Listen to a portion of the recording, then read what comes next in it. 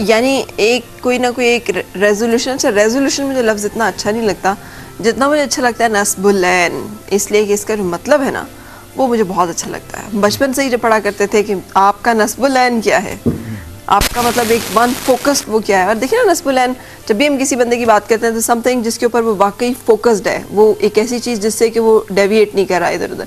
बिल्कुल जैसे वो कोई निशाना बाज जो है वो जब निशाना ले रहा होता है तो टोटली जब तक फोकस नहीं होता वो निशाना नहीं ले सकता, है ना।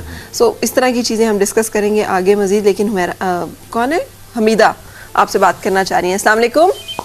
वालेकुम सलाम। आप ही मैंने बात करना है आपसे कि मेरे भाई सऊदीया गए थे ना पहली दफा, तो मुझे ये डिप्रेशन हुआ था कि मैं किस तरह मिलूं उससे, किस तरह जैसे मेरी वो तबीयत खराब रहती है। कई दफा इलाज मैंने करवाया, लेकिन जब इलाज जारी रहता है ना तो सही रहती हूँ, छोड़ देती हूँ तो फिर वैसे मैं, मेरे घर से कोई जाए ना, मेरे भाई या कोई और, तो मैं कहती मैं आखिरी एंड तक उसे देख लूँ। फिर जब मुझे याद आता है कहाँ होंगे, मैं किस तरह उनसे मिलूंगी है। सही। तो मैं किस तरह उनसे मिलूंगी, अगर नहीं मुझे पता है ना कि वो कहाँ गए थे, मेरे जिसमें मेरी सनसनाहट सी हो जाती है, इस तरह लगता है मैं पागल हो जाऊंगी। ये किस वाकये के बाद से ऐसा होना शुरू हुआ है या हमेशा से पहले दिन से ऐसा नहीं था? नहीं, जब से मेरे भाई सऊदीया गए थे ना, जब उसके बाद से हुआ है। जब से भाई सऊदीया गए थे। एक बात और कि ना, जब मैं बाहर जाती हूँ ना, कोई मुझसे बात कर ले तो मैं कहती हूँ कि मुझे इसका पता होना चाहिए। रात को जब मैं लेटती हूँ ना तो मुझे महसूस होता है कि मैं वो मुझे, मैंने उससे पता ही नहीं पूछा, मैं उससे कहाँ से देखूँ, कहाँ मिलूँ। मेरी बीमारी बस यही है। अच्छा। म्यूजियम मैं गोली ले रही हूँ जो जिससे मुझे फर्क पड़ता है। कौन सी गोलियां ले रही हैं? म्यूजियम 0.5। अच्छा ठीक है, आप साथ रहिए, हम आपको बता रहे हैं डॉक्टर साहब। अच्छा, जहाँ से बात उन्होंने ख़त्म की है, पहले तो वो मैं बताऊंगा कि जो दवा वो ले रही हैं वो इस मसले का हल नहीं है। वो दिमाग को सुन करने की दवा है, जिसे हम ट्रैंक्विलाइजर्स कहते हैं। लोग मासूमियत में वो लेना शुरू कर देते हैं, इनकी एडिक्शन हो जाती है। ये डिप्रेशन को भी जन्म देती हैं दवाएं। सही। और जो रात सोने से पहले लोग ट्रैंक्विलाइजर के तौर पर दवाएं लेते हैं, जिनमें से एक जिनका नाम इन्होंने लिया है, इसके अलावा कुछ 40-50 मेडिसिन और भी हैं, क्योंकि एक दवा जब इस बारे में थोड़ी सी बदनाम हो जाती है तो फिर वो एक नए नाम से मिलती जुलती दवा मार्केट में भेज देते हैं, जिनकी कतई ज़रूरत नहीं। और ये सब दवाएं एक्चुअली शराब जैसा असर रखती हैं, और जो लोग शराब पीना पसंद नहीं करते उनको ये दवाओं से भी परहेज करना चाहिए। बिल्कुल सही। नंबर एक बात तो ये होगी। दूसरी बात ये कि इनको वो वहम होता है जिसे जुदाई का वहम कहते हैं, सेपरेशन एंजाइटी जिसे वो कहते हैं। ये जिन हमें बहुत ज़्यादा मोहब्बत होती है, जब वो हमसे दूर होते हैं तो हमें ज़रूरत होती है, एक हमारे दिमाग को चूँकि आदत होती है, तो हमारा दिल चाहता है कि पल पल हमारे पास सिग्नल आता रहे उनकी तरफ से कि वो खैरियत से हैं और जहाँ हैं खुश हैं। चूँकि पल पल ऐसा मुमकिन नहीं, और हम कई दफ़ा कोशिश करते हैं आज के ज़माने में SMS करके या कॉल करके कि उनकी खैरियत दरियाफ्त करते रहें। और ये खैरियत दरियाफ्त करने का जो अमल है ये ज़्यादा से ज़्यादा होता चला जाता है, और अगर हम ऐसा नहीं करते तो फिर बेचैनी होती है, जैसा कि इनको होती है।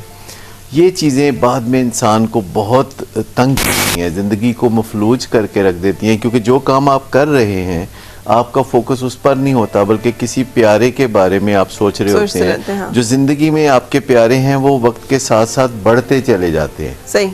शुरू में इंसान का कोई प्यारा नहीं होता, आपने कभी नहीं देखा होगा कि माँ से ज़्यादा प्यारा कौन है। डॉक्टर साहब, जैसे आप कह रहे हैं सेपरेशन एंजाइटी, जो मैंने इसके बारे में पढ़ा है कि इसकी बुनियाद बहुत बचपन में कहीं होती है, जब हम दूध पीते बच्चे होते हैं और अम्मा हमें थोड़ी देर के लिए छोड़ के चली गई और रात को हमारी आँख खुल गई और हमने देखा कि हमारे पास तो कोई भी नहीं है, या फिर वर्किंग मदर्स हैं और वो गई हैं और हमें फील हुआ कि माँ हमें छोड़ के चली गई है, वो कब आएगी। वो हमारे अंदर इस एंजाइटी से की लाशऊरी तौर पर एक आध शख्स के बारे में होती है जिसे आप माँ या बाप कहते हैं, ज़्यादातर माँ। लेकिन जो जो हम जिंदगी में आगे बढ़ते हैं तो हमें और रिश्तों की पहचान होने लगती है। फिर हमारी जब औलाद होती है तो ये और भी बढ़ जाती है, क्योंकि इसकी रूट्स तो वही हैं जो आपने अभी फरमाया। लेकिन जब फिर आगे बच्चे होते हैं तो बच्चों के मामले में हम ज़्यादा इस बेचैनी का शिकार होते हैं बनिस्बत अपने माँ बाप के। फिर जब बच्चों के बच्चे होते हैं तो फिर और ज़्यादा। तो फिर हल क्या होगा? हल इसका ये होता है कि हम अच्छी तरह से कि दो खसूसियात हैं जो कि इंसान के अंदर मुकम्मल तौर पर नहीं हो सकती, पार्शली हो सकती हैं। वो दो खसूसियात हैं जो सिर्फ खुदा के अंदर मुकम्मल होती हैं, और वो है कि पूरा कंट्रोल होना और पूरा यकीन होना। यानी खुदा जो चाहता है वो फौरन हो जाता है, और जो आगे होना होता है वो खुदा को पता होता है। बिल्कुल सही। और वली और रकीब भी सिर्फ खुदा ही हो सकता है। अच्छा, अब ये दो खूबियां जो हैं अल्लाह की खूबियां हैं, जिसमें अल्लाह ताला ने अपनी ग्रेशियसनेस से इन खूबियों में से थोड़ा थोड़ा सा तबरक बंदों में दे इंसानों को दिया है। दिया। ठीक है। किसी को कुछ ज़्यादा, किसी को कुछ कम। यानी कोई कुछ इंसान ज़्यादा कैपेबल होते हैं काम को करने के एतबार से, और कोई कुछ अच्छे अंदाजे लगा सकते हैं, यानी प्रिडिक्ट कर सकते हैं। थोड़ा बहुत तो सभी प्रिडिक्ट कर सकते हैं, जैसे कि कल जुमा का रोज़ होगा तो ये सभी प्रिडिक्ट कर सकते हैं। जैसे आने वाले दिनों में सर्दी ज़्यादा होगी तो सभी प्रिडिक्ट कर सकते हैं। लेकिन अब और भी प्रिडिक्शंस के ज़रिए हैं कि कल बारिश होगी कि नहीं होगी, या इस तरह की बातें। लेकिन मुकम्मल तौर पर आज भी साइंस भी अभी मुकम्मल तौर पर ये जायज़ा नहीं ले सकती कि आने वाले वक्त में क्या होगा। प्रिडिक्शंस होंगी, अंदाजे होंगे।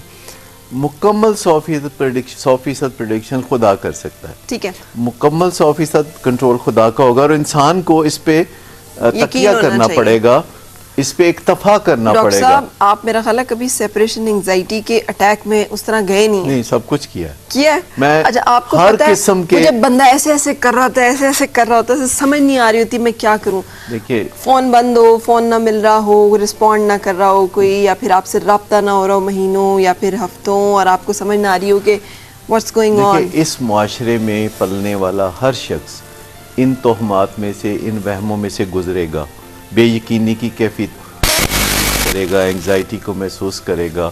अपनी टीन एज में मैंने भी तमाम बेयकीनियों को और बेबसियों को बेपनाह बेचैनी के साथ महसूस किया। लेकिन फिर आप सीखते हैं कि ग्रेसफुली अपनी इस कमज़ोरी को कैसे एक्सेप्ट करें। जैसे आप बहुत सारी चीज़ों को एक्सेप्ट कर लेते हैं, परिंदे उड़ते हैं, आप नहीं उड़ सकते, तो आप इस चीज को ग्रेसफुली एक्सेप्ट कर लेते हैं। लेकिन फिर आपने जहाज बनाया, आपने काबू पाया। I am very thankful to you. आपको याद है आपने मुझे एक बुक दी थी जिसका टाइटल था how to break your addiction to a person. That really help me remarkably. और उसकी एक टेक्निक अगर आप इजाजत दें तो मैं व्यूअर्स के साथ शेयर करूं। उसमें एक था कि जब आप किसी ऐसे मोमेंट में हो, जब आपको अंदाजा हो रहा है किसी शख्स का या किसी ऐसी चीज का, आप एक खत लिखें अपने आप को अपनी तरफ से उस लम्हे पे। और डॉक्टर साहब, मैंने ऐसे बेशुमार खत लिखे हैं। फिर उसमें आप लिखें कि क्या क्या होता था, क्योंकि जब आप उस बंदे को छोड़ देते हैं या वो आपको छोड़ देता है या दूर चला जाता है झगड़े की किसी कैफियत की वजह से, तो फिर आपको बाज़ का जब आप उसे मिस कर रहे होते हैं ना, तो आपकी नज़र उन चीज़ों की तरफ नहीं जा रही होती जिन वजूहात की वजह से नौबत आई थी। तो बुनियादी मकसद ये कि keep reminding your self the reasons जिनकी वजह से आपने वो डिसीजन लिया था, जिसकी वजह से ये नतीजा हुआ था।